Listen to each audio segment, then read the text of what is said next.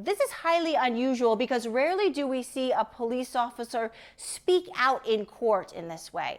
This officer and Jones first encountered each other during a domestic violence call when the officer said that Jones assaulted him. The officer, then the victim in the first case, for some reason is allowed to be on the scene when the SWAT team arrests Jones a second time. During that second arrest, Jones is accusing the police officers of using excessive force against him. This is the video that millions have seen. Keep your hands up. Lorenzo, put your hands on top. Follow your direction. He just came from court. Oh my God! 28-year-old Lorenzo Jones, hands up, hit with a high-powered beanbag round. Then seconds later, Just walk slowly, Lorenzo. Do not. Oh my God! Oh my God! Oh my God! He could have come out by himself or separate from his children, followed verbal commands, and no use of force would have ever occurred. that's Mesa police officer Jacob Harris saying the SWAT team's use of force was justified at a court hearing for Jones on Tuesday. This is not retaliatory.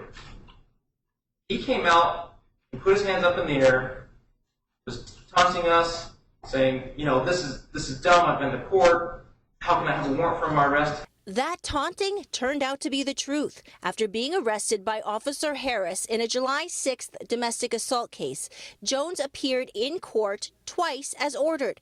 But courthouse scheduling mix-ups led one judge to issue a bench warrant for Jones. Before anyone caught this issue, Mesa's SWAT team showed up on July 16th to arrest Jones again and to search his apartment for guns, which they did not find. And now he's injured by the Mesa Police Department, and now he should be released. I mean, he was trying to disrupt the court. He's been doing everything he can, and they retaliated against him. As for the original July 6th arrest, the ABC 15 investigators obtained the Mesa police report. Jones is accused of punching a female relative and hitting her children, then running away from the cops. Officer Harris said Jones then turned and ran at him, headbutting him as he tried to detain the man's girlfriend. I was trying to detain his girlfriend because she was being uncooperative.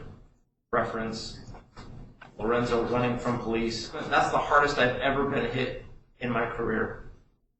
It was scary. It was violent. I'm a victim. Just because I wear a badge does not mean I'm the beating dummy for defendants out on the street. Jones was arrested then and faces several charges in that case, including aggravated assault against an officer. But my rights as a victim do not stop or are lessened because I wear a badge. ABC 15 asked Mesa Police why an officer who was listed as a victim would then be allowed to return accompanying a SWAT team when the suspect was arrested a second time. Mesa Police responded that Harris is not a member of the SWAT team, did not deploy the beanbag rounds, and did not take part in planning the SWAT deployment. They add that patrol officers do respond to SWAT situations generally for crowd control, and Officer Jacob Harris was on that scene. A Mesa Police Assistant Chief says any inference that the SWAT team's response was retaliatory is both unfounded and concerning. He says that Officer Harris spoke only for himself as a victim in court on Tuesday. Mesa Police continue to look into this incident for use of force policy violations. We will let you know when their investigation is concluded. I'm investigator Melissa Blasius, ABC 15 Arizona.